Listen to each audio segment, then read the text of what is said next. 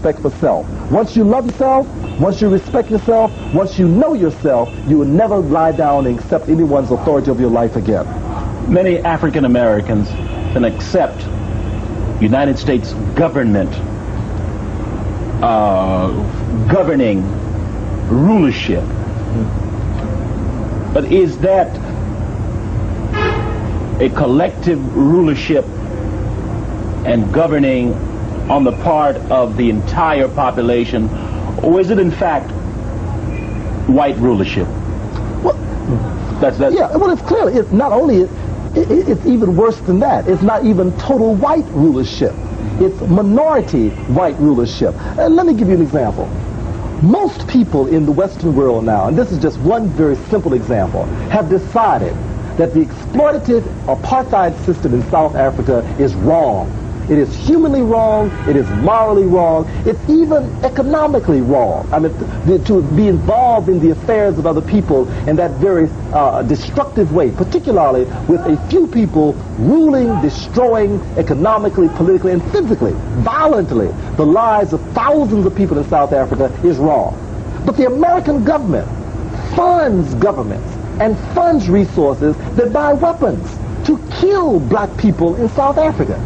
Now, that's a political decision. That's a decision that's being made. The American government, or what we call the American government, decided to arbitrarily bomb an African nation, Libya, which is an African nation, decided to bomb it based upon admitted lies. I mean, they admitted to the lies. I mean, I'm not suggesting, some kind of strange spy way that they did something, that I understand something about Libya that they don't. They admitted that they lied about Muammar Gaddafi. They admitted that they lied about the role that Libya was playing in terms of the American security. But they created the mythology to justify dropping a bomb, killing women and children, young people in Africa. Now, who decided to do that? Did the majority of the American people decide to do that? Certainly not. Did black people have a way in that decision? Certainly not. We had nothing to do with that decision.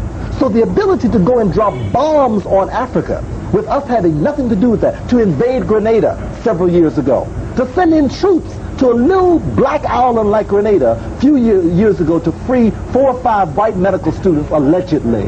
The ability to do those kinds of things demonstrates very clearly that the governmental decisions are not being made by black folks, nor are they even being made by the majority of white folks. To what extent, briefly, to what extent do you think white people have been able to create the illusion of being all-powerful? Oh, they've done an excellent job of doing that. Everything from the religion down to the cartoons. And I'll give you an example. In the religion, of course, we go into church and we see God as a white man. Blonde hair, blue eyes, his mama is white, his daddy is white, God's angels are white, everybody at the Last Supper is white, nobody black even serving the roles when you come to God and those things that identify God. That we grow up looking at our religious scriptures thinking white people. So not only have they created the illusion that they are all powerful like God, they've done even worse than that. Even in the cartoon, they've taken the mythology out of Egyptian civilization. Nile Valley civilization, like Isis, for an example. The ancient deities, the ancient godlike figures in ancient Nile Valley civilization, and made them white. So Isis then is a white lady. And she came out of Africa in the cartoons I'm talking about. So even 4 and 5-year-olds are learning the concept of being socialized into the thinking that white people are all powerful. They do everything educationally. We are taught that every discipline had its origin in Greece. We begin to think then, Greece, Rome, that's the source of all civilization, the source of all culture, the source of all art, the source of all things. And in the process of believing that, we believe that white people are totally, devastatingly, intimidatingly all-powerful, and black people by definition are inferior, weaker, and less capable. Now I got some hard questions for you, as you know. This is one of the hard ones. When one is engaged in a psychological war with a racist, what is the best way to subdue him or her? That's very difficult. And it's very difficult because I believe that there are different kinds of racists, I believe that there are racists out of ignorance. I believe that there are racists out of insecurity. And I believe that there are racists out of mental illness. Okay? Now, you have to deal with those types of racists in different ways. Now, there are racists who are racist simply because they have misinformation. They simply don't know any better. They don't know that they have been taught ignorance. They don't know that they've been taught that Europeans have done everything, that white people are the best at it. They don't understand that. They simply don't have contrary information. Now, that kind of racist can be helped by giving them information, by simply saying, here are the facts. Here is this indication of black intelligence, black civilization, black power, all these things. You can correct that kind of racist, and they will change. They will change their attitudes. They will change their conduct. Now, there's another, an associate psychologist, a friend of yours, maybe a colleague. That's the word I'm looking for. He has stated that the more white people become aware of your genius, black genius, the more afraid of you they will become. Okay. For example, you look at the situation now in Japan, where people used to laugh at the Japanese, and now that they've become too competent, they want to deal with them.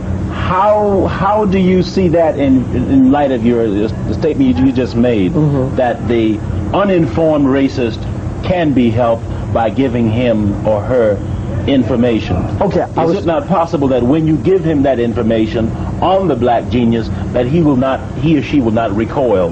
Yeah. Go ahead. I was trying to get to the other type. Okay. The insecure racists will be devastated by that information.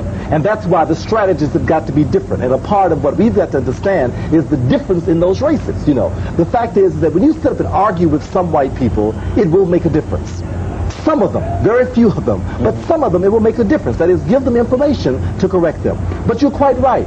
The vast majority of white people are racist because of their own insecurity. They don't trust their own capability, despite the fact that the whole culture tells them how powerful they are. So when you begin to give those people ideas and indications of black genius, it will frighten them, and they'll become even more strident, even more vehement, even more determined in their determination to be racist. That's a large number of them.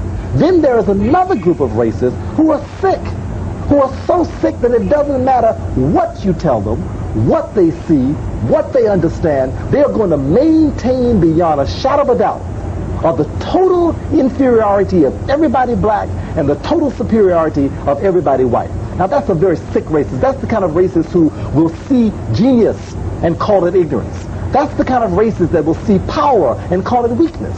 That's the kind of racist that will see intelligence and call it unintelligent. That's the kind of racist that will get very clear information and will be unable to change their own conduct. That's the kind of racist that we've seen here to a great extent moving around in Africa on this trip. Racists who don't even see you, who will walk right over you, who will see you standing up talking and will walk right through you. The invisible race, the racists who somehow are able to perceptually, with their own eyes, with their own ears, not hear you, not see you, completely ignore you in the process. Those are sick people. Those are people who need serious psychological treatment. In fact, one of my colleagues, Dr. Bobby Wright, who is now dead, who passed several years ago, suggested that we need to get as one of the categories in the classification of mental disorders, racism. Because one of the mental disorders affecting this country that is probably in epidemic proportions is that racist mind, that kind of sick racism that makes people systematically distort reality because of their profound sense that they are superior because of their skin color and that everybody else is inferior. So there are three kinds, and you have to deal with those three. Now, the last group, that sick racist, there's only one or two things you can do with them. Ignore them if you possibly can. If they're infecting your lives, you have to do whatever you can to get them off of your backs. You have to deal with them in very strong-arm kinds of ways because they don't understand you. That means you have to push them out of your way when they get in your way. When they walk over you, you have to knock them out of your way. Not in any kind of way to just simply be violent for violent's sake, but you have to protect yourself against people who are crazy, because they will burn crosses, they will lynch your children, they will throw bombs into your churches. These are people who have no sense of what they do, so they do very insane things. They will castrate you, they will kill women, they will destroy you, you see. Now, that kind of sick racist must be dealt with in a self-protective way, a self-preservative way. You have to do what you can to protect yourself against that kind of racist. The racist who responds to information, give them information.